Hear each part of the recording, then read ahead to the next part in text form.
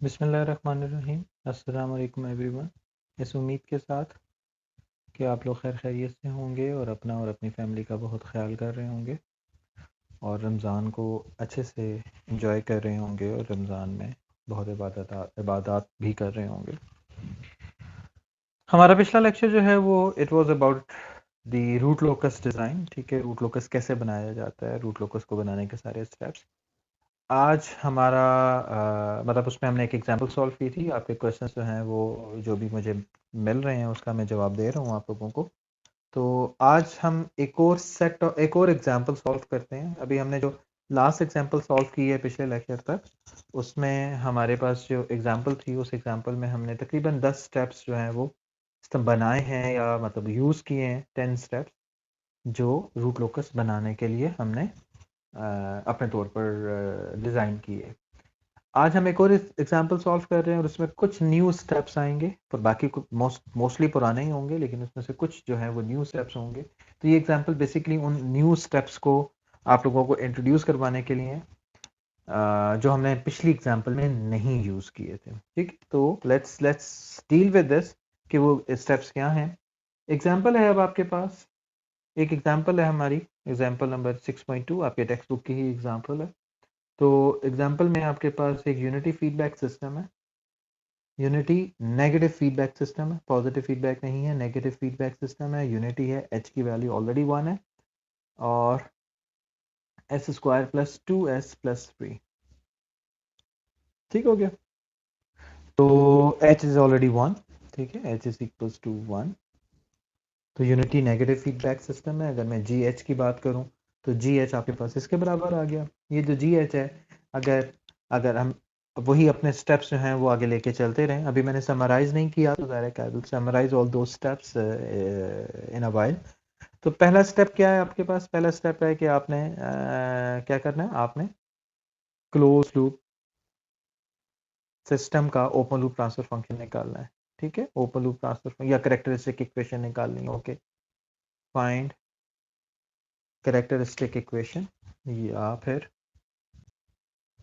Okay जी, जो हमने steps लिखे थे पहले तो हमारा क्या था, फाइंड कैरेक्टरिस्टिक इक्वेशन। पहले तो आपने कैरेक्टरिस्टिक इक्वेशन निकाली जो कि सिंपल 1 प्लस जी एच के बराबर होगी। ठीक है, which is already equals to 1 plus K into S plus 2 over S square plus 2s plus 3। ठीक है, ये इसकी कैरेक्टरिस्टिक इक्वेशन है। इस कैरेक्टरिस्टिक इक्वेशन में आपके पास जो है वो इसी स्टेप का हिस्सा मैं मतलब ऐड कर रहा हूँ। आपने क्या निकालना है, आपने जो है वो इसके ओपन लूप ट्रांसफर फंक्शन निकालना है। यहाँ पे क्लोज लूप सिस्टम का ओपन लूप ट्रांसफर फंक्शन जो कि सिंपली आपके पास एज इट इज लिखा हुआ है। अगर एच इसमें ऑलरेडी 1 है तो इसलिए ज़ाहिर है जो जी लिखा हुआ है वही है। अगर एच जो है वो 1 नहीं होगा तो जी और एच मल्टीप्लाई होकर इसका ओपन लूप ट्रांसफर फंक्शन बनेंगे। तो इस केस में हमारे पास क्योंकि एच ऑलरेडी 1 है, ठीक है, तो ये ओपन लूप ट्रांसफर फंक्शन बन गया। ठीक है, तो you need to be very much careful while writing your open loop transfer function. G और एच आपका जो है वो एच और जी का प्रोडक्ट है। अभी क्या हो रहा है, हमारे पास पहली और दूसरी दोनों एग्जाम्पल में हमारे पास एच 1 है तो इसलिए इतना फर्क नहीं पड़ता। ठीक है, जी जो है वो एज इट इज आ जाता है, यानी कि एच ऑलरेडी 1 है तो जो जी लिखा हुआ है वही आपका ओपन लूप ट्रांसफर फंक्शन के तौर पे बिहेव करता है। अदरवाइज एच की अगर कोई और ट्रांसफर फंक्शन होगा तो you have to include that as well. Okay, step number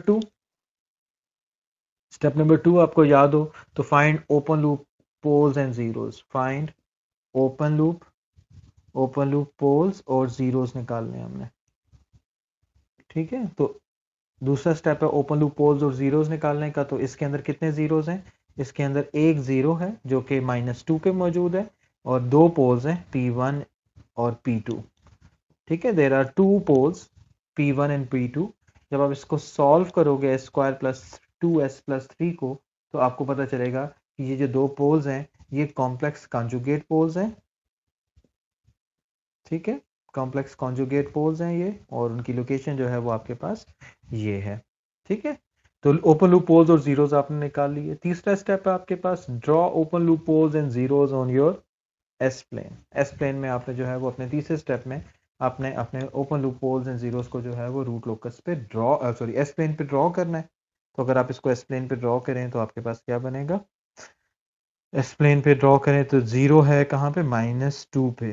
तो 0 इज हेयर एट -2। ठीक है, पोल्स कहाँ पर हैं? एक -1 √2 पे एक पोल मौजूद है और एक पोल है -1 - √2 पे। तो कॉम्प्लेक्स कॉन्जुगेट पोल्स हैं अभी। ठीक हो गया। ये स्टेप नंबर कौन सा हुआ जी? स्टेप नंबर 3 हुआ है। पोल्स और जीरोस हमने निकाल लिए। ठीक है, okay. Step number 4, if you remember. ठीक है, मैं स्टेप सारे उसी तरह से करूंगा जो हमने पहले एग्जांपल में इस्तेमाल किए हुए, उसी तरह से स्टेप्स को यूज करूंगा और आगे जो है वो उनके अंदर जो बाकी स्टेप्स हैं वो ऐड कर दूंगा। ठीक है, तो ताकि आपकी एक और दफा प्रैक्टिस भी हो जाए पुराने स्टेप्स की भी, और नया स्टेप जो जिस तरह जहाँ पे ऐड होना है वो भी आपको पता चल जाए। स्टेप नंबर 4 में हमने क्या करना था? हमने मालूम करना था, हमने स्टेप नंबर 4 में फाइंड रूट, फाइंड लोकेशन या रीजन, फाइंड रीजन या लोकेशन, रीजन कर लें, find regions where the root locus will be on real axis. ठीक है, वर्डिंग कुछ भी हो सकती है, लेकिन मोरल जो इफेक्ट्स हैं, जो जो हम चाहते हैं वो स्टेप के क्लियर कट, क्या कहते हैं, क्लैरिटी के साथ जो है वो स्टेप्स आपके सामने होगा। तो आपके स्टेप का हर एक का अलग भी हो सकता है, डजंट मैटर। ठीक है, लेकिन स्टेप्स का सीक्वेंस और स्टेप्स के जो मकसद है, जो एम है, जो गोल है, वो आपके पास क्लियर होना चाहिए। इसके हिसाब से देखें तो अगर आप कहेंगे कि सर इमेजिनरी एक्सेस भी तो मौजूद है, या मतलब कॉम्प्लेक्स कॉन्जुगेट मौजूद है, तो माइंड इट, जब स्टेप नंबर 4 कर रहे हैं तो we are only concern about this real access, we are not concerned about the imaginary part of it। ठीक है, या जो जो कॉम्प्लेक्स कॉन्जुगेट है, we are not concern about that. तो अगर इसके रीजन में बनाऊं तो इसके अंदर सिर्फ 2 रीजन है। वो रीजन क्या है जी? आपके पास रीजन नंबर 1 के -2 से लेकर प्लस इन्फिनिटी, -2 से प्लस इन्फिनिटी तक का एक रीजन बन गया, रीजन नंबर 1। दूसरा रीजन है -2 से माइनस इन्फिनिटी का। ठीक है, ये रीजन नंबर 2 है। ठीक हो गया। अब हमने हमने चेक करना है कि रूट लोकस इनमें से कहां पर एग्जिस्ट करता है। ठीक है, तो वही, अगर आप यहाँ पे टेस्ट पॉइंट ले लो कि यहाँ पर, तो अगर आपका टेस्ट पॉइंट यहाँ पर किसी भी जगह पर मौजूद हो, तो the angle it is angle the pole and zero will make with this test point will be equals to what? ये एंगल क्या है? ये एंगल, क्योंकि इस डायरेक्शन में है तो ये जीरो है, तो इसका मतलब है root locus zero angle, angle condition is not satisfied. इस इन दो पोल कंजुगेट पोल का इस टेस्ट पॉइंट के साथ जो भी एंगल होगा वो क्या होगा? एक का प्लस के साथ एंगल होगा, एक का नेगेटिव के साथ होगा। तो जो भी एंगल होगा, ये दोनों कंजुगेट पोल क्योंकि एक ही एंगल पे लाए करते हैं इस टेस्ट पॉइंट के हिसाब से, तो वो एक दूसरे को कैंसिल आउट कर देंगे। तो हमें कॉम्प्लेक्स कंजुगेट पोल को एंगल निकालने की जरूरत नहीं है। We are only concern with the poles and zeros on the real axis. So you can ignore this, because जितना एंगल इसका इस टेस्ट पॉइंट के साथ होगा, उतना ही नेगेटिव एंगल इस टेस्ट पॉइंट का और इस पोल का होगा। तो क्या हो जाएगा? दोनों आपस में कैंसिल आउट हो जाएंगे, यानी कि plus theta minus theta will cancel each other. ठीक है, तो ये जीरो कंडीशन, मतलब इस रीजन में कंडीशन इज नॉट सेटिस्फाइड। इस कंडीशन यहाँ पे अगर आप टेस्ट पॉइंट लेते हो तो the angle it is making with this one इस डायरेक्शन में चला गया, 180 डिग्री का एंगल बन रहा है, तो angle condition is satisfied. So the root locus will lie in this region, the root locus is not in this region। ठीक हो गया? सही है। इसका एक शॉर्टकट भी है, वो जब मैं समराइज करूंगा आपको तो तब मैं आपको बताऊंगा कि वो शॉर्टकट क्या है। तो दिस इज स्टेप नंबर 4, कि आपको पता चल गया कि आपका रूट लोकस जो है वो कहां पर मौजूद है और कहां पर मौजूद नहीं है। ठीक हो गया जी? ओके जी, स्टेप नंबर 5, 4 स्टेप्स हो गए। पांचवा स्टेप, पांचवा स्टेप एसिम्प्टोट से रिलेटेड था, फाइंडिंग एसिम्प्टोट्स। ठीक है, फाइंडिंग एसिम्प्टोट्स। एसिम्प्टोट्स हमने निकालने हैं, फाइंडिंग एसिम्प्टोट्स। तो हमारे पास जो है वो पांचवा स्टेप में हमने एसिम्प्टोट्स निकालने हैं। तो पहले तो नंबर ऑफ एसिम्प्टोट्स हो गए। नंबर ऑफ एसिम्प्टोट्स क्या होते हैं जी? Number of poles minus number of zeros. Minded, number of poles है, it's not Ps and Zs जो हमने पिछले लेक्चर में बात की थी। कितना आ जाएंगे आपके पास? How many poles do we have 2 poles and 1 0। हमारे पास 2 पोल्स हैं और 1 0 है, ठीक है। तो 2 - 1, कितने नंबर आपके पास एसिम्प्टोट्स आ गए? 1, ठीक है। नंबर 2 में आपके पास angle of asymptotes, angle of asymptotes, angle of asymptotes अगर आप निकालते हो तो वो क्या है? सिंपली ±180 इंटू 2n+1, ठीक है, odd multiple of 180 divided by number of poles minus number of zeros. तो हमारे इस केस में क्या आ गया? ±180 इंटू 2n+1, ठीक है। नंबर ऑफ पोल्स कितने हैं आपके पास? 2, जीरोस 1। तो आपके पास क्या जवाब आ गया? n की जगह 1 0 लिखोगे तो आपके पास ±180 आ जाएगा। तो क्योंकि हमारे पास एक ही आपके पास एंगल आना चाहिए ना, क्योंकि एक ही एसिम्प्टोट है, एक ही एंगल आएगा, तो वो एंगल 180 डिग्री हो गया। ठीक हो गया। पॉइंट ऑफ ओरिजिन, ठीक है, पॉइंट ऑफ ओरिजिन या centroid, point of origin,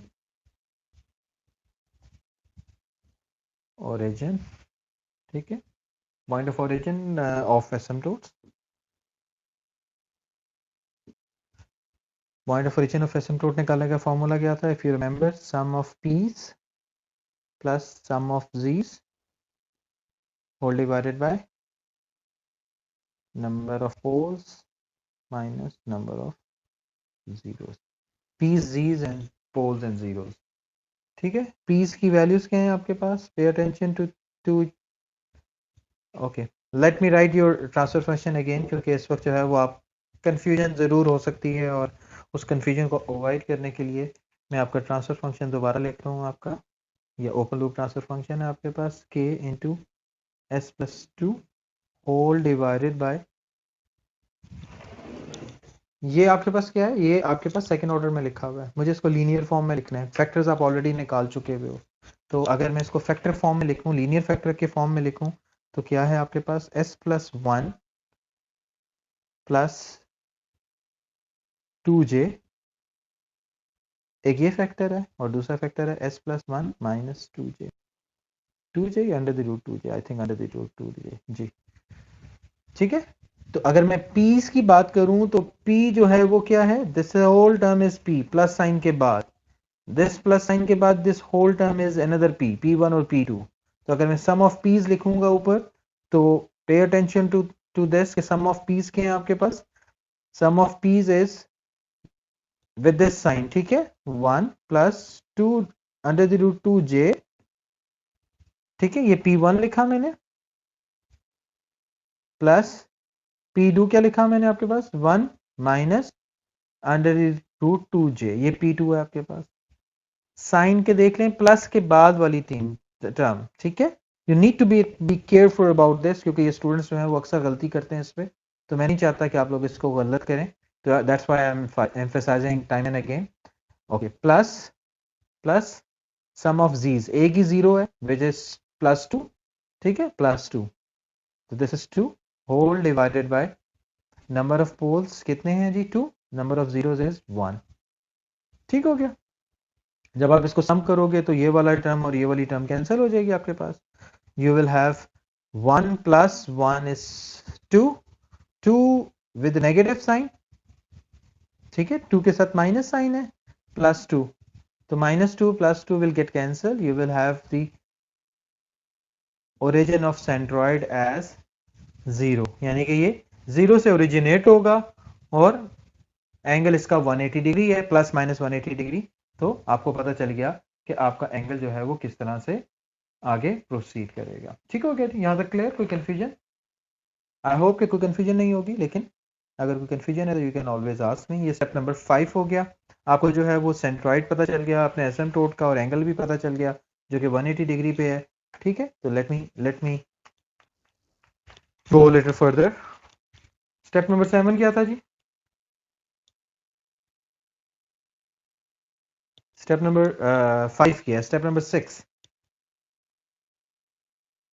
ji, step number 6 क्या था उसके बारे में बात करते हैं। फाइंड ब्रेक अवे स्लैश इन पॉइंट। ठीक है, ब्रेक अवे और ब्रेक इन पॉइंट निकालना है हमने। और आपको पता है कि ब्रेक अवे और ब्रेक इन निकालने का तरीका, मतलब हमने लास्ट एग्जांपल में सॉल्व किया था, वो क्या था जी? ब्रेक अवे और ब्रेक इन निकालने का हमने D k over d S निकालना होगा और इसको इक्वल्स टू जीरो करके जो भी रूट्स आएंगे वो निकालने होंगे। तो ब्रेक अवे और ब्रेक इन निकालते हैं इसमें। ब्रेक अवे या ब्रेक इन, तो अगर आप देखो तो आपके पास क्या आ जाएगा आपका, इस इक्वेशन के हिसाब से के की वैल्यू आपकी आ गई क्या? के करेक्टरिस्टिक इक्वेशन की बात कर रहा हूँ मैं जी। G H S square plus 2s plus 3 plus 1 is equals to 0। LCM लेके इसको सॉल्व करें तो आपके पास जो है वो जो जवाब आ जाएगा that will be simply equals to s square plus 2s plus 3 equals to 0। ठीक है, यहाँ से k की वैल्यू अगर आप निकालें तो आपके पास k आ जाएगा minus s square plus 2s plus 3 whole divided by s plus 2। Right, अब आपने इसका D k over d S निकालना है। D k over d s will be equals to what? Minus आप बाहर लिख लें। ठीक है, यहाँ से s प्लस 2 का whole square, u over v का फॉर्मूला लगेगा। ठीक है, डेरिवेटिव में जो u ओवर v का फॉर्मूला होता है वो लगेगा।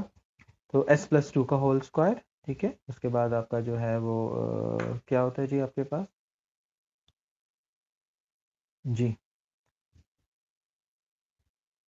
u derivative u as it is जी। ओके जी, इसका डेरिवेटिव हो जाएगा 2s प्लस 2 और v as it is plus 2।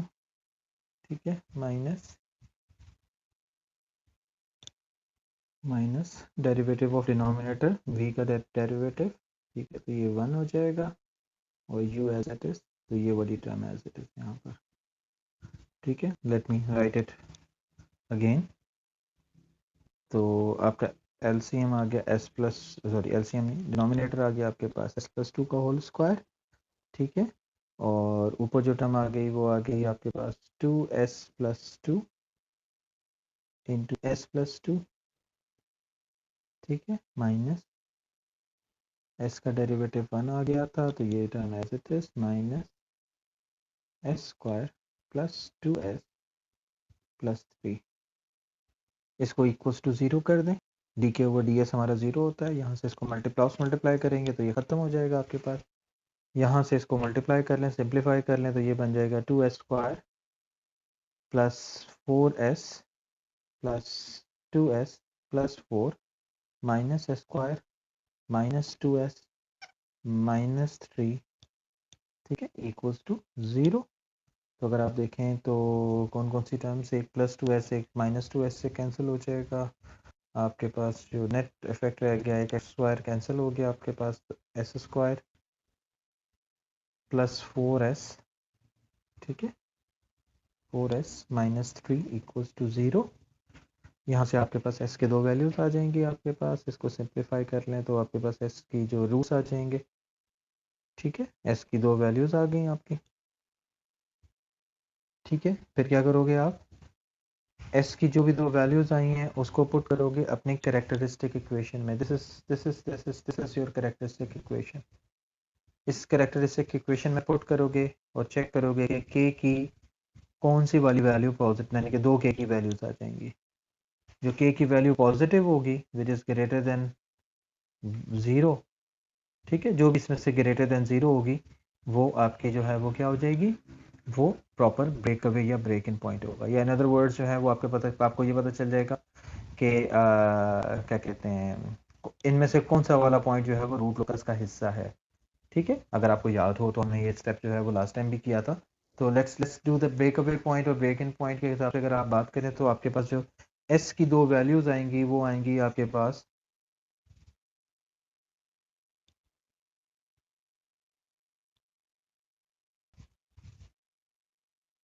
मेरा ख्याल है कि मैं इस 4 को और माइनस 3 जी प्लस 1।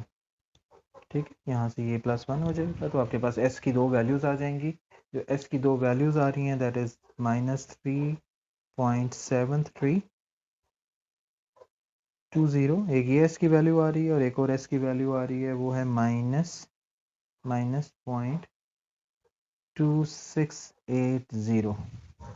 ठीक है, -0.2680। तो वही तरीका कि ये वाली वैल्यू जो है कैरेक्टरिस्टिक इक्वेशन में आप पुट कर दो, ये कैरेक्टरिस्टिक इक्वेशन है आपकी, इसमें k पॉजिटिव हो जाएगा तो आपको पता चल जाएगा। ये दूसरा तरीका जो मैंने आपको बताया था कि अगर आप देखो तो जो रूट लोकस है वो हमारा रूट लोकस, ये वाला कौन सा रीजन बनता है, ये वाला रीजन बनता है बिटवीन +∞ टू -2। ठीक है, अगर आपको याद हो तो हमारा जो क्या कहते हैं, चले लेट मी ड्रॉ इट, हमारे जो जीरो था वो कहाँ था, -2 पे था जीरो, बाकी पोल्स यहाँ पर थे दो।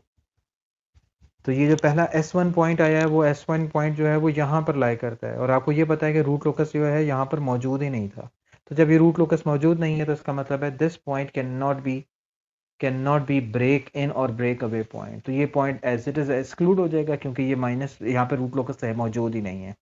दूसरा जो पॉइंट है वो आपके पास -3.73 है, तो it is in this region, मतलब -2 और -∞ के दरमियान है जहां रूट लोकस एग्जिस्ट करता है। तो इसका मतलब है कि आपका जो ब्रेक इन पॉइंट है या ब्रेक अवे पॉइंट है वो जो है वो यहाँ पर बन गया। ठीक है, this point is your break away point. तो ये स्टेप नंबर 6 हो गया हमारे पास। अच्छा, उसके बाद हमारा स्टेप नंबर 7 क्या था जी?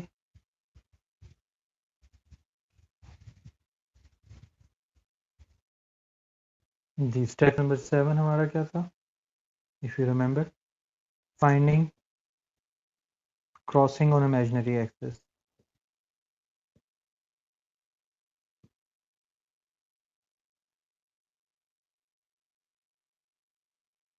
इमेजिनरी एक्सिस की क्रॉसिंग निकालनी है। ठीक है, इमेजिनरी एक्सिस की क्रॉसिंग निकालने के लिए आप जो है वो पुट कर देंगे s is equals to j omega.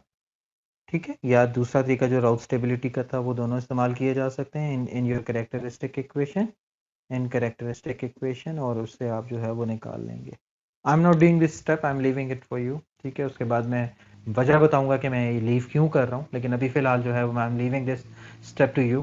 जब मैं समराइज़ करूँगा सारी चीज़ों को और रूट लोकस ड्रॉ करूँगा तो मैं आप लोगों को उस वक्त क्लैरिटी दूंगा कि क्यों कुछ स्टेप्स जो हैं वो ओमिट कर सकते हैं, क्यों कुछ स्टेप्स जो है वो हमें एज इट इज़ बगैर किए भी जो है वो लिख सकते हैं कि क्या मतलब होगा। स्टेप नंबर 8 जो था, उस स्टेप के अंदर मैं अब ऐड कर रहा हूँ एक और स्टेप, स्टेप नंबर 8। पुराने वाला स्टेप नंबर 8 था हमारा कि जो पिछली एग्जाम्पल में हमने किया था कि हम सारी इन्फॉर्मेशन जो है वो ड्रॉ करेंगे और फिर जो भी अवेलेबल इन्फॉर्मेशन है उसके मुताबिक आगे चलेंगे। लेकिन अभी मैं एक और स्टेप इसके अंदर ऐड कर रहा हूँ, वो स्टेप है, एक ही स्टेप ऐड हो रहा है। ठीक है, और वो है finding angle of departure, finding angle of departure या एंगल ऑफ अराइवल। ठीक है, दोनों, जैसा ब्रेक अवे और ब्रेक इन पॉइंट के बारे में हमने बात की है कि जी ब्रेक अवे पॉइंट और ब्रेक इन पॉइंट निकालने का तरीका सेम सेम है। एंगल ऑफ डिपार्चर और एंगल ऑफ अराइवल के बारे में जो है वो मतलब तरीका मोरलेस सेम है, मतलब प्रिंसिपली सेम है, लेकिन जो है फॉर्मूला चेंज हो जाता है, उसके ऊपर मैं बात करता हूँ। लेकिन let me explain what is the angle of departure and angle of arrival. ठीक है, यही एक एक्स्ट्रा स्टेप जो है वो आपके इसमें ऐड होगा। ठीक है, जो हमने हमारी पिछली एग्जाम्पल में नहीं था। ठीक है, कैसे होता है, तो पहले डेफिनेशन देख लें एंगल ऑफ डिपार्चर है क्या। एंगल ऑफ डिपार्चर नाम से जाहिर है कि दिस इज शोइंग यू कि आपका कोई एंगल है, जिस नाम मैं बात कर रहा हूँ, ये आपके पास जो है वो एक पोल है। ठीक है, चलें कॉन्जुगेट, कॉम्प्लेक्स कॉन्जुगेट पोल है। अब देखो रूट लोकस क्या है, रूट लोकस डिपार्ट होना है यहां से किसी भी पॉइंट से। ठीक है, रूट लोकस ने इस, क्या हमारी अंडरस्टैंडिंग थी, हमारी अंडरस्टैंडिंग थी कि जो रूट लोकस है वो क्या होता है, वो रूट लोकस डिपार्ट करता है, या मतलब रूट लोकस ओरिजिनेट होता है फ्रॉम योर पोल। तो अगर वो पोल से ओरिजिनेट होता है, तो अगर मैं सिर्फ इस पोल की बात करूं तो रूट लोकस ने यहां से ओरिजिनेट होना है। तो अब ये जो रूट लोकस है ये ओरिजिनेट तो यूं भी हो सकता है, यूं भी हो सकता है, ये भी लाइन हो सकती है, ये इधर भी जा सकता है, रूट लोकस है ना, कहीं पे भी तो जा सकता है। ठीक है, तो ये रूट लोकस पूरे 360 में कहीं पर भी ओरिजिनेट, कहीं से भी किसी भी डायरेक्शन में ओरिजिनेट हो सकता है। तो अब हमें बेसिकली वो एंगल निकालना है ताकि हमें पता हो कि वो जो रूट लोकस है वो किस एंगल से ओरिजिनेट हो रहा है। ठीक है, यानी कि अगर मैं इसको रीड्रॉ करूं, री एम्फेसाइज करूं, सिर्फ यही एक एक्स्ट्रा पॉइंट है जो हमने पिछली एग्जांपल में नहीं किया था, इसलिए मैं थोड़ा सा टाइम लूंगा इसको समझाने के लिए। पूरी कोशिश करूंगा कि आप लोगों को जो है वो कोई किसी तरह से कोई कंफ्यूजन ना हो और निकालने का तरीका भी क्लियर हो जाए। एंगल ऑफ डिपार्चर है क्या? एंगल ऑफ डिपार्चर है कि एक ये आपके पास एक्स एक्सिस के पैरेलल एक लाइन है। अब जो रूट लोकस है वो इस लाइन पे, इस एंगल पे भी हो सकता है। इस लाइन एक कोई इस तरह का ये वाली लाइन हो सकती है रूट लोकस की, तो एक और कोई एंगल होगा। इसी तरह से नीचे भी हो सकता है, आगे भी हो सकता है, मतलब 360 डिग्री पे वो कहीं पर भी लाई कर सकता है। तो to keep our self as कि जी हमें पता हो, क्लियरली पता हो कि रूट लोकस किस डायरेक्शन में या कहां पे जा रहा है, तो हमें उसके लिए एंगल ऑफ डिपार्चर निकालने की जरूरत है। एंगल ऑफ डिपार्चर इसको इसलिए कहते हैं क्योंकि रूट लोकस पोल से डिपार्ट करता है, लीव करता है। रूट लोकस पोल से ओरिजिनेट होता है। एंगल ऑफ अराइवल की अगर मैं बात करूं तो वो क्या होगा? फॉर एग्जांपल, इस एग्जांपल के अलावा की बात करूं, अगर ये कोई कॉम्प्लेक्स कॉन्जुगेट जीरोस हैं, तो आपको ये पता है कि यहां पर उसने क्या होना है? टर्मिनेट होना है। यहां पर उसने जो है वो आना है, मतलब कन्वर्ज करना है। तो अब वो अराइव होगा यहां पर, मतलब रूट लोकस कहीं से ओरिजिनेट हुआ, कहीं से आया और यहां पे आके वो इसमें टर्मिनेट हो गया। ठीक है, तो root locus is originating from some pole and terminating. अब ये जो टर्मिनेशन है, ये जो कन्वर्जेंस है, ये इस तरह भी तो हो सकती है, ये इस तरह भी हो सकती है, ये यूं जाके यूं भी हो सकती है।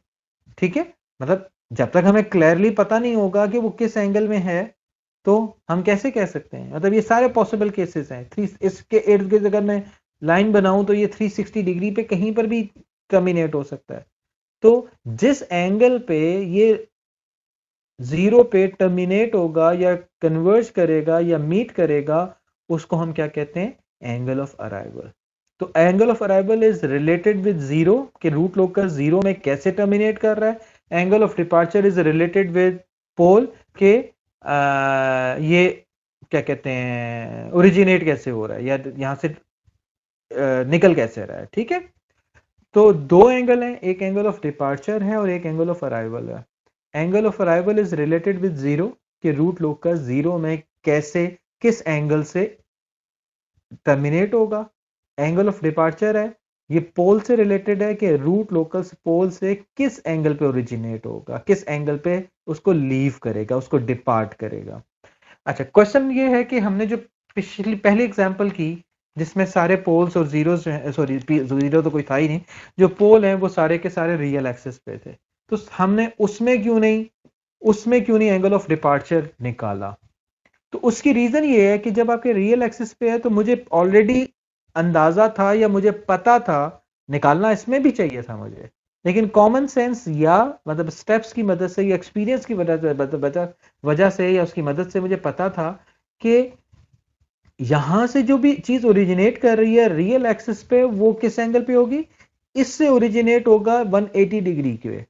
मुझे बाय एक्सपीरियंस पता था, मुझे बाय क्या कहते हैं देख के नजर आ रहा था, कॉमन सेंस से पता चल रहा था, लेकिन इसमें भी एंगल ऑफ डिपार्चर निकालना चाहिए था। निकालने का तरीका ज़रा सेम ही है, कोई फर्क नहीं पड़ेगा। जो भी हम एग्जांपल में करेंगे वो यहां पर भी अप्लाई हो सकता है। अगर इस पोल की मैं बात करूं तो इस पोल से एंगल ऑफ डिपार्चर जो लीव कर रहा था वो इस डायरेक्शन में था। ठीक है, तो एंगल जीरो था, तो एंगल ऑफ डिपार्चर यहां पे था। इसका एंगल ऑफ डिपार्चर अगर इस पोल से निकालूं तो वो भी 180 डिग्री है। Mind it, angle of departure जितनी ब्रांचेस होंगी, जितने पोल्स होंगे, उतने ही एंगल ऑफ डिपार्चर होंगे। That is, angle of departure निकालने के लिए आपको कितने एंगल ऑफ डिपार्चर निकालने होंगे? जितने नंबर ऑफ पोल्स हैं आपके पास। ठीक है, एंगल ऑफ अराइवल की अगर मैं बात करूं तो एंगल ऑफ अराइवल क्या होगा कि जीरो पे कैसे अराइव करना है रूट लोकस ने, तो वो बराबर होगा जितने भी नंबर ऑफ जीरोस आपके पास मौजूद है।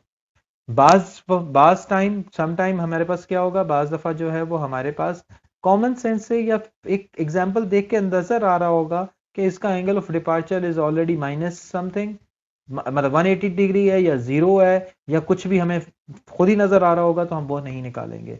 लेकिन जब कॉम्प्लेक्स कॉन्जुगेट पोल्स होते हैं मतलब ये वाली बात जो मैंने भी कही है, ये this is applicable for the real axis poles and zeros. Complex conjugate poles में हमेशा हमें एंगल ऑफ डिपार्चर निकालना पड़ेगा, निकालना पड़ता है। ठीक हो गया। इस बात को कर लेने के बाद जो है वो नेक्स्ट जो स्टेप है वो कि हम एंगल ऑफ डिपार्चर कैसे निकालेंगे। अभी मैं एंगल ऑफ डिपार्चर निकालने की जो है वो बात कर रहा हूं कि एंगल ऑफ डिपार्चर कैसे निकाला जाता है। ओके, पे अटेंशन टू मी प्लीज। मतलब थोड़ा सा आपका ध्यान चाहिए होगा मुझे। ये आपके पास एक पोल है, एक ये पोल है, ठीक है, और आपके पास -2 पे पड़ा हुआ एक -2 पे पड़ा हुआ आपका 0 है। ठीक है, एंगल ऑफ डिपार्चर हमने निकालना है आपने। ठीक है,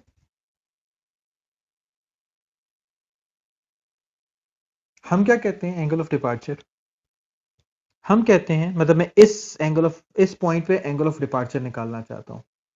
ठीक है, this is my point where I want to find the angle of departure. मैं तरीका बता दूंगा, उसके बाद जब इसका फॉर्मूला मैं आपको बताऊंगा तो दैट विल बी इजियर। लेकिन वो फॉर्मूला बनता कैसे है उसको बताने के लिए I need your concentration and your attention.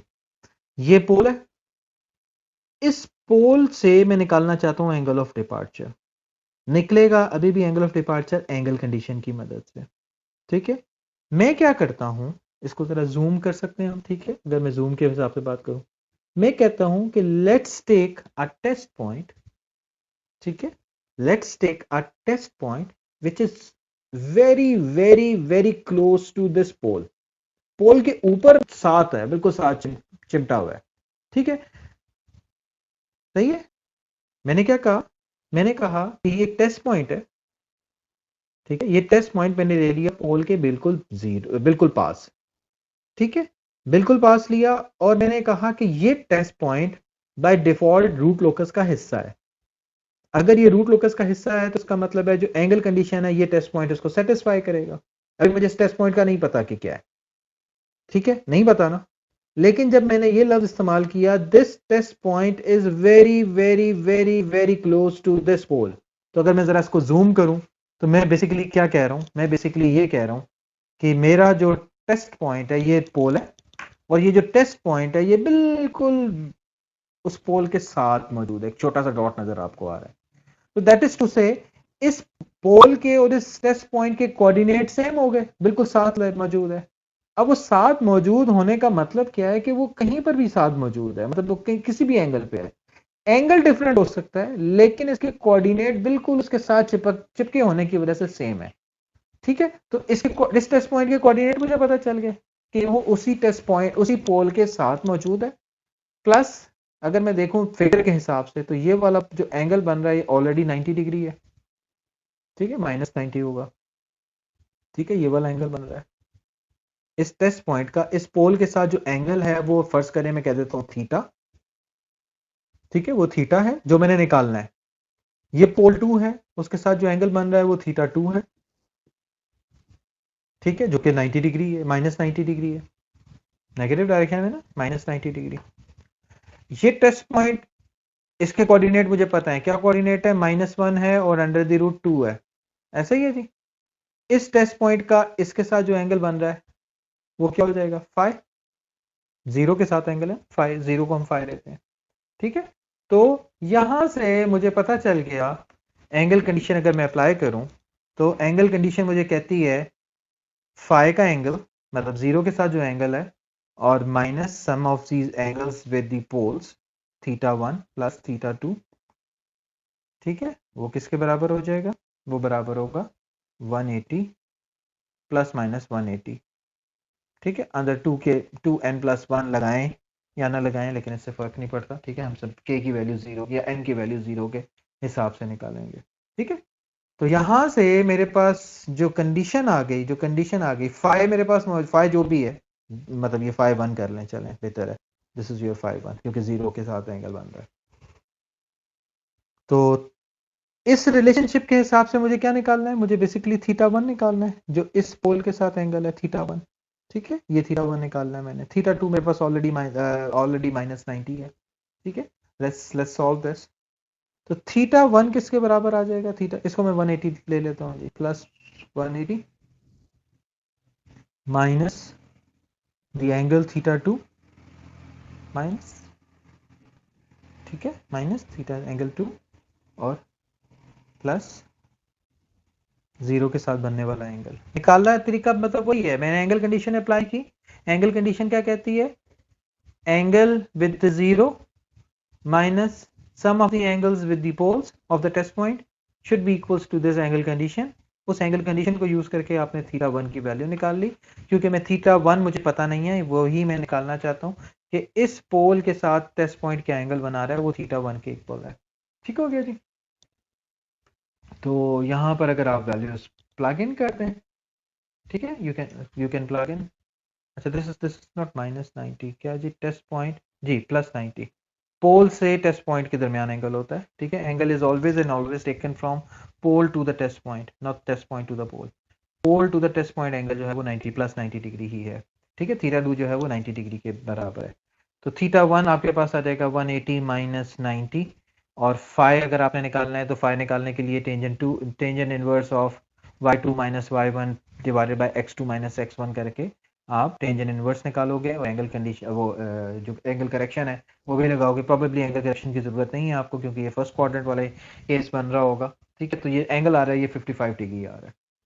ठीक है, कैसे आ रहा है चले मैं आपको बता देता हूँ। y2 tangent inverse of y2 is under the root 2 minus x2 y2 y1 which is 0। ठीक है, डिवाइडेड बाय, क्योंकि आपके पास 0 ये किस पे है, -2 और 0 पे पड़ा हुआ है ये वाला पॉइंट, ये वाला जो 0 है। ठीक है, तो x2 आपके पास सिंपली आ जाएगा, x2 is again what, x2 x2 x2 x2 x2 is -1, y2 is 2, x2 is 2। तो -1 + 2 वो आपके पास ऐड सब्ट्रैक्ट होके आपके पास प्लस में आ जाएगा। ऊपर भी प्लस है, नीचे भी प्लस है, तो first quadrant tangent inverse of under the root 2 वो 55 डिग्री के बराबर आपके पास आ जाएगा। ठीक है, सो यहां से जो एंगल आया आपके पास 145 डिग्री का आ गया।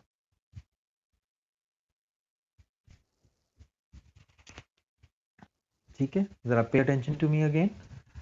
अब आपको पता चल गया कि ये जो रूट लोकस ने उस यहाँ से डिपार्ट करना है इस पोल से, वो कहाँ, वो 145 डिग्री पे डिपार्ट करेगा। 145 डिग्री का मतलब क्या है? 145 डिग्री को अगर आप ड्रॉ करें तो दिस इज योर लाइन। ठीक है, 145 डिग्री, ये 90 की लाइन हो गई यहाँ पर कहीं। इसका मतलब है जो रूट लोकस है वो कुछ इस एंगल पे लीव करेगा इसको। ठीक है, this is known as the angle of departure. तो एंगल ऑफ डिपार्चर हो गया, एंगल ऑफ डिपार्ट कर गया। ठीक है, this is how you can find the angle of departure.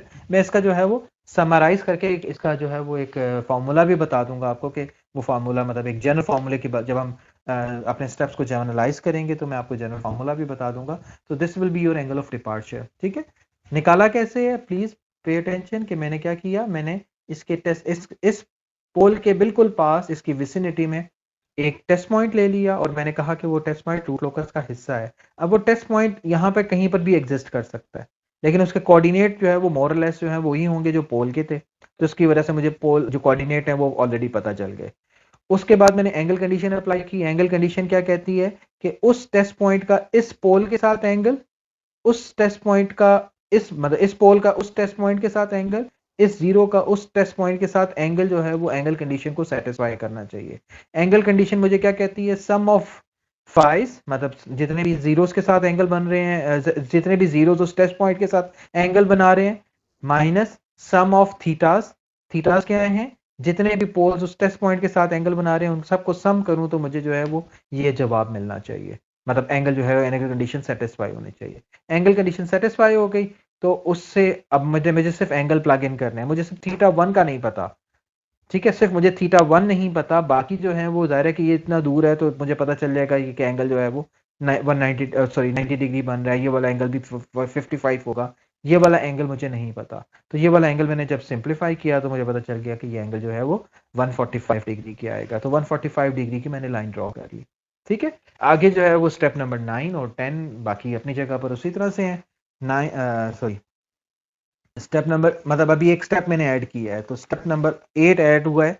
तो जो स्टेप नंबर पुराने एग्जांपल में स्टेप नंबर 8 था वो अब 9 बन गया, और वो टेस्ट वो क्या था, draw all the available information, all the available information on S plane S plane में आप जो है वो अपनी सारी इंफॉर्मेशन ड्रॉ कर लें, ठीक। Draw all the available information on S plane. क्या अवेलेबल इंफॉर्मेशन है? ये आपके पास दो पोल्स हैं, ये आपके पास एक जीरो है -2 पे, -3 पे आपके पास -3 पॉइंट समथिंग पे आपका ब्रेक इन पॉइंट है, ठीक है। ये ब्रेक इन क्यों मैं कह रहा हूँ थोड़ी देर में आपको बताता हूँ कि आपका रूट लोकस यहाँ से ओरिजिनेट होना है, जो कि रियल एक्सेस पे नहीं है। तो यहाँ से ओरिजिनेट होके ये यहाँ पर आएगा, टर्मिनेट यहाँ पे बाहर से रियल एक्सेस पे आएगा, ब्रेक इन करेगा, इसलिए उसको ब्रेक इन का नाम दे रहे हैं। एंगल ऑफ डिपार्चर आपके पास मौजूद है विच इज 145 डिग्री, ठीक है। स्टेप नंबर 9 हो गया। स्टेप नंबर 10 क्या था? Find sufficient number of test points on root locus, ठीक है। Sufficient number of test point आपने रूट लोकस पे निकालने हैं, ठीक है। आप क्या करोगे, यहाँ पे कुछ पॉइंट्स ले लोगे, ठीक है, जहाँ पे भी लेने हैं आपने, बहुत सारे पॉइंट्स हो सकते हैं, जितने भी हो सकते हैं। Step number 11, draw root locus, ठीक है। कितने भी पॉइंट्स हो सकते हैं इस रीजन में। माइंडेड हमारा फोकस क्या है, हमारा एम्फेसिस क्या है कि सिर्फ इस तरह यहाँ पे कोई रूट लोकस ड्रॉ हो जाए। ये रूट लोकस ड्रॉ हो जाएगा तो उसी को मैंने आगे जो है वो कॉपी कर लेनी है, मिरर इमेज बना लेना है। तो अगर मैं इसको ड्रॉ करूंगा, इसके लिए डिफरेंट तरीके मौजूद हैं, लेकिन अगर आपका एक्सपीरियंस मौजूद है तो आपको